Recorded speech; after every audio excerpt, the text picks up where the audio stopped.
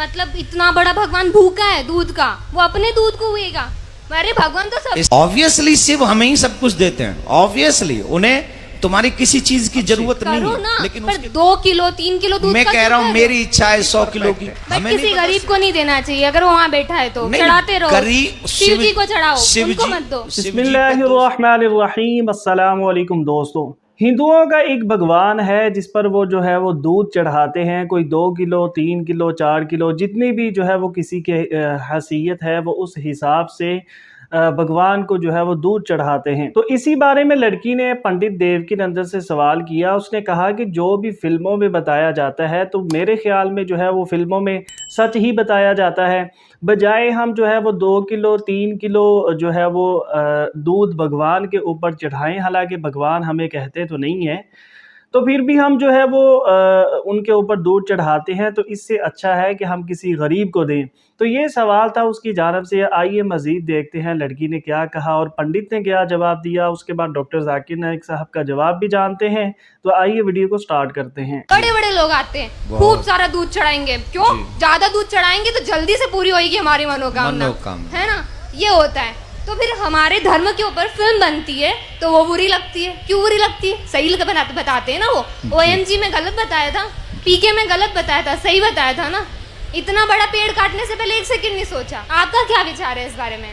आप जानती हो शिव जी पे दूध क्यों नहीं चढ़ाया पता, जाता है? नहीं पता। You don't know who is your Shiv, then why I am going to doing to अभिषेक। करो ना, पर 2 किलो 3 किलो दूध मैं का कह क्यों रहा हूँ कर रहे हो? मेरी इच्छा है 100 किलो की। हमें नहीं पता शिव कौन है, हमें नहीं पता अभिषेक क्यों किया जाता है, लेकिन एक गंदी फिल्म का एक गंदा एक्टर जिसे मैं अपनी फिल्मों में अपने रूम में सजा के रखता हूँ या रखती हूँ, उसने जो कह दिया मेरे लिए वही परफेक्ट है। बट किसी गरीब को नहीं देना चाहिए, अगर वो वहाँ बैठा है तो नहीं, चढ़ाते रहो। गरीब शिव जी को चढ़ाओ, उनको मत दो। शिव जी पे 200 किलो चढ़ाओ तो 400 किलो गरीबों में बांटो, कोई टेंशन नहीं।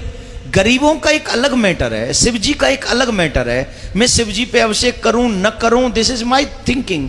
मतलब इतना बड़ा भगवान भूखा है दूध का, वो अपने दूध को हुएगा। अरे भगवान तो सब ऑब्वियसली शिव हमें ही सब कुछ देते हैं, ऑब्वियसली उन्हें तुम्हारी किसी चीज की जरूरत नहीं है, लेकिन उसके करोड़ों में से 2,01,001 रुपया उनके चरणों में पवित्र हम चढ़ा के उस धन को, उस माया को, उस जीवन को हम पवित्र करते हैं। इसलिए हम वहां जाकर चढ़ाते हैं। इसलिए नहीं कि शिव जी को आवश्यकता है, इसलिए चढ़ाते हैं कि मुझे आवश्यकता है, मैं उनके चरणों में जो चढ़ाऊंगा वो पवित्र हो जाएगा। जी नमस्कार जाकिर साहब, मेरा नाम है राजेश्वर। मैं नवी मुंबई नेरुल से आया हूं और मुझे यहाँ पर लेकर आया है मेरे दोस्त श्री अजीम मुल्तानी ने। तो मैं एक प्राइवेट कंपनी में नौकरी करता हूँ। तो मेरा ये कहना है, हम जो लोग बोलते हैं कि मैं हिंदू हूँ, मुसलमान बोलता है मैं मुसलमान हूँ, सिख बोलता है मैं सिख हूँ, क्रिश्चियन बोलता है मैं ईसाई हूँ, तो सब लोग अपने अपने धर्म का अपना परिचय देते हैं। तो मेरा सवाल ये है कि इस धर्म को बनाया किसने है, और अगर बनाया है तो किस मकसद से बनाया है? क्या हम सिर्फ एक धर्म को मान नहीं सकते हैं जो कि इंसानियत धर्म है, और कोई धर्म को न माने, न हिंदू न मुस्लिम न सिख न ईसाई, और किसी भी धर्म को कबूल करवाना क्या ज़रूरी है? भाई साहब का अच्छा सवाल है, बहुत अच्छा सवाल है। और एक सवाल साथ में इसमें जुड़ा हुआ है सर, मैं पूछना चाहूँगा, बिना किसी धर्म को कबूले बगैर क्या इंसान नेक और सही रास्ते पे चल नहीं सकता है? और ये जो अपने अपने धर्म के गुरु हैं वो किस लिए अपने धर्म का प्रचार करते हैं और किस मकसद से करते हैं? ये मेरा प्रश्न है। भाई साहब का बहुत अच्छा सवाल है कि लोग कहते हैं मैं हिंदू हूँ, मैं मुस्लिम हूँ, मैं सिख हूँ, मैं ईसाई हूँ। तो ये धर्म को किसने बनाया? धर्म होना चाहिए कि सिर्फ, बिल्कुल सही है, धर्म होना चाहिए कि, और वो होना चाहिए इंसानियत। भाई साहब पूछते धर्म होना चाहिए कि, फिर पूछते क्या धर्म को कबूल करना जरूरी है? और क्या एक धर्म में मानना जरूरी है? भाई साहब ने अच्छा सवाल किया कि कोई कहता है मैं मुस्लिम हूँ, कोई कहता है मैं हिंदू हूँ, कोई कहता है मैं ईसाई हूँ, कोई कहता है सिख हूँ। ये धर्म को किसने बनाया? और धर्म होना चाहिए एक। आपका पहले भाग जो सवाल का बिल्कुल सही है। कुरान में अल्लाह ताला फरमाते सूरह अल इमरान में सूरह नंबर 3 आयत नंबर 19 में, इन्नद दीन इंदल्लाहिल इस्लाम, अल्लाह के नजदीक सिर्फ एक ही दीन सही है, वो है अपनी जिंदगी अल्लाह के, खुदा के, ईश्वर के, भगवान के अहकामात के मुताबिक बसर करना। तो दीन होना चाहिए एक ही। ये इतने दीन किसने बनाया? इंसानों ने बनाया।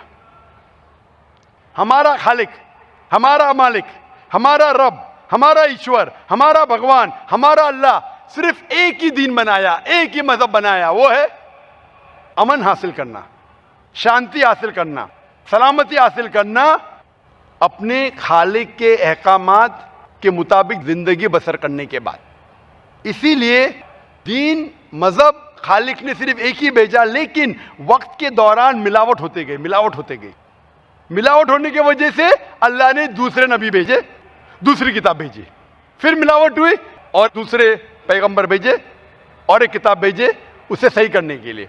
इस तरीके से अल्लाह के रसूल मोहम्मद सल्लल्लाहु अलैहि वसल्लम फरमाते कि अल्लाह ने इस जमीन पे 1,24,000 पैगंबर भेजे, कई किताबें भेजे। आखिरी किताब कुरान मजीद।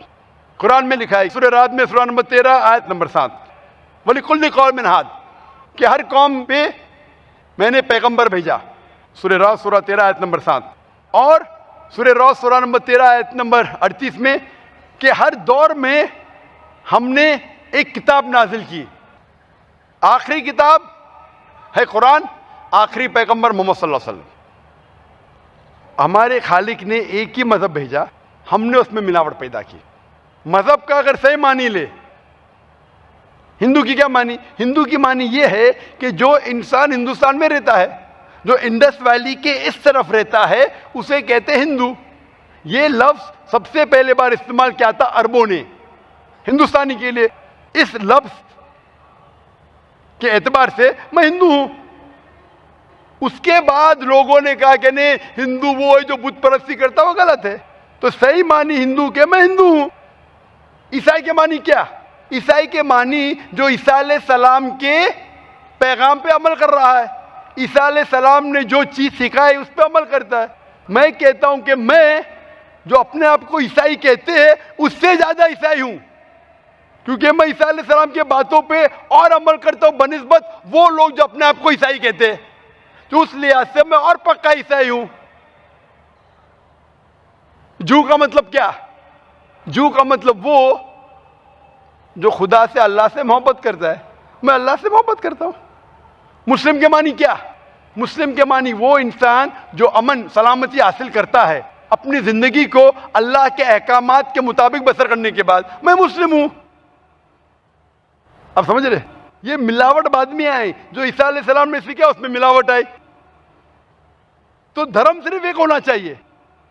आपका दूसरा भाग, हम क्यों ना सिर्फ इंसानियत पे अमल करें?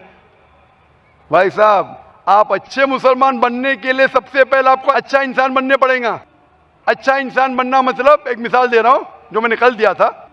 अच्छा इंसान बनना मतलब स्कूल पास करना। अच्छा मुसलमान बनना मतलब पीएचडी। तो पीएचडी करने के लिए पहले 10वीं तो पास करने पड़ेगा। 10वीं पास करने के बाद ही पीएचडी कर सकते। आप बोले 10वीं के बाद मैं खुश हूं, नहीं, मैं पीएचडी के बाद खुश हूं।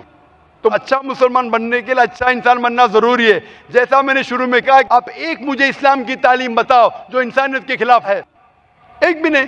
तो इस्लाम मजहब ही इंसानियत का है। तो दोस्तों, ये थी आज की वीडियो। उम्मीद करते हैं वीडियो अच्छी लगी होगी। ऐसे ही इंफॉर्मेटिव वीडियोस के लिए चैनल को सब्सक्राइब करें। मिलते हैं नेक्स्ट वीडियो में। अल्लाह हाफिज।